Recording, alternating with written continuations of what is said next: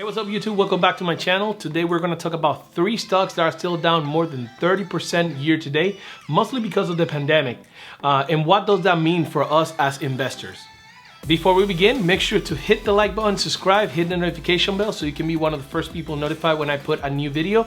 By the way, thank you to all the subscribers that have been commenting a lot and have been active in this channel. Now let's begin.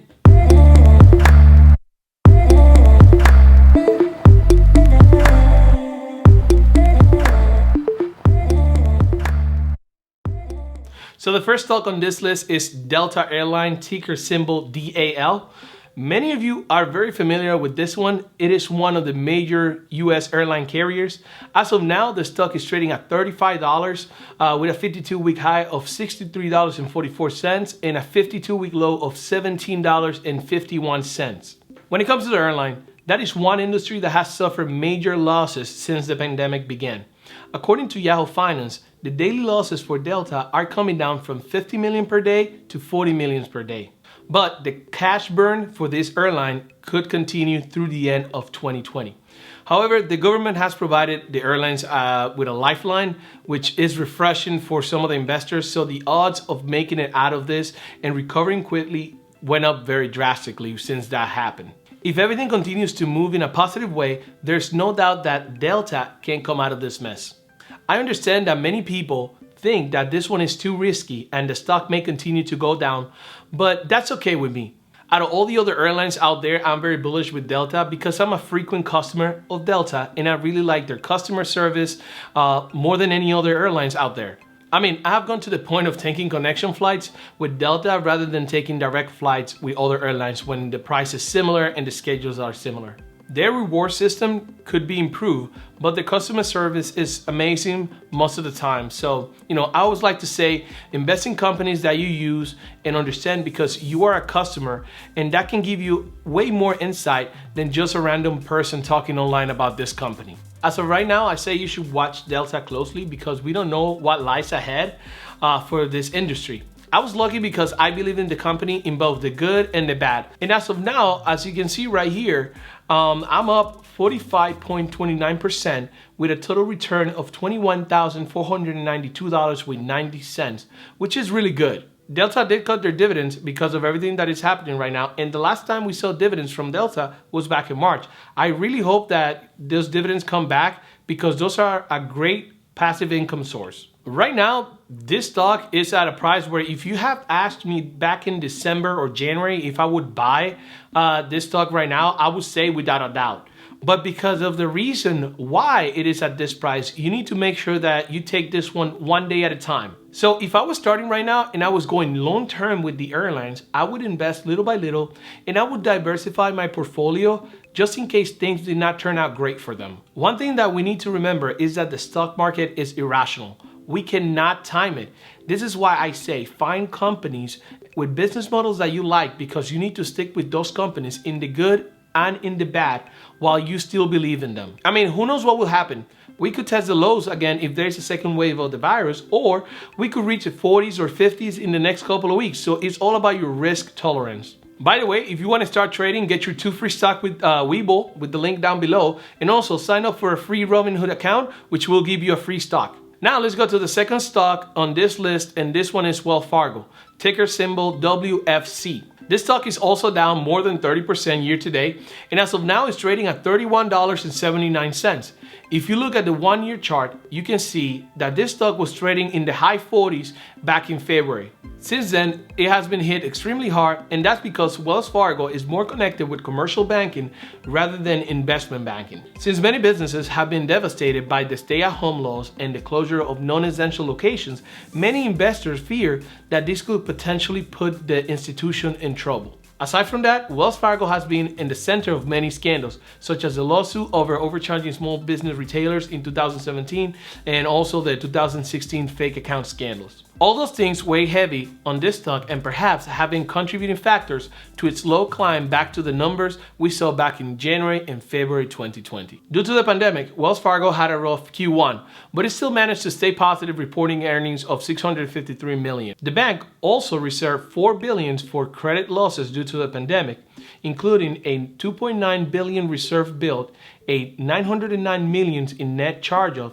and a $172 million in provision expenses for debt securities. When it comes to the stats, the highest price in the last 52 weeks for this stock has been $52.75, while the lowest price has been $22. It is paying a very appealing dividend of over 7%, but you have to be careful here because due to the current situation, their payout ratio has increased, and that could, potentially put the dividend at risk. This can be somewhat intimidating for anyone investing because of the dividends, so this is something to think about. We know that the past of Wells Fargo has not been pretty, but we have to look into the future.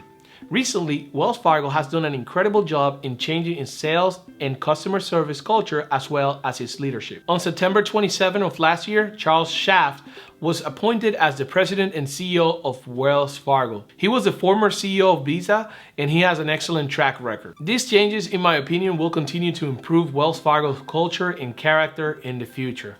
Personally, I believe that Wells Fargo will make it through the pandemic. If you are patient and you can tolerate high risk, it may, do well over the long run. The bank's stocks remain strong throughout the financial crisis. And I personally believe that if things continue to go positive, this stock could regain what it has lost sooner rather than later. All right, guys, so now on to the third stock, and this one is Boeing, ticker symbol BA. Boeing is another company that has been completely obliterated by the pandemic. As of today, this company is still down more than 40%. Right now, the stock is trading at $206.80 with a 52-week high of $391 and a 52-week low of $89. I know that this stock has already made huge gains, but let's see and take a look at it and see if it's worth buying. They are one of the biggest aircraft suppliers for commercial companies, and they have an incredible military side of the business. They had an incredible amount of growth and income until 2019. In late 2018, things started to take a bad turn for Boeing when in October 2018, Lion Air flight crashed, killing 189 people. From that point forward, everything started to crumble for them. Initially, they claimed that it was a faulty sensor, but then about 6 months later, in March 2019, Ethiopian flights crashed about 6 minutes after taking off due to similar situations. Now, since then, the airplane has been grounded, the Boeing CEO was replaced, and the pandemic has obliterated the airline industry. According to Business Insider, in 2019, Boeing had its worst year in the last 3 decades in terms of aircraft orders and deliveries, losing more orders than the ones that were placed, netting a negative for the company. And that caused Boeing to lose the title of the world's biggest airplane maker to Airbus. It has been a rough 18 months for Boeing, which is very apparent in its balance sheet and income statement. So basically we see here the total revenue for years 2019, 18, 17, and 16. If we look at the years of 2016, 17, and 18, we can see a company whose revenues look solid. Their net income is increasing year after year, which are signs of a really good company. For example, in 2016, they reported of $4.89 billion, while in 2017, it was $8.19 billion. That's an increase year over year of 67.4%. Then look at the following year. It reports a stunning $10.4 billion, which if we do the math, that's an increase of 27.6% from the prior year. So they were increasing their net income like nothing. But like I said earlier, then trouble came in late 2018 and the beginning of 2019. In 2019, we can see that he posted a net loss of a little bit more of $0.6 billion on a revenue of $76.55 billion in 2019. Because of the pandemic, a lot of industry are suffering. The airline industry is suffering a lot, and Boeing is sharing some of the suffering because of domino effect. So now let me explain to you.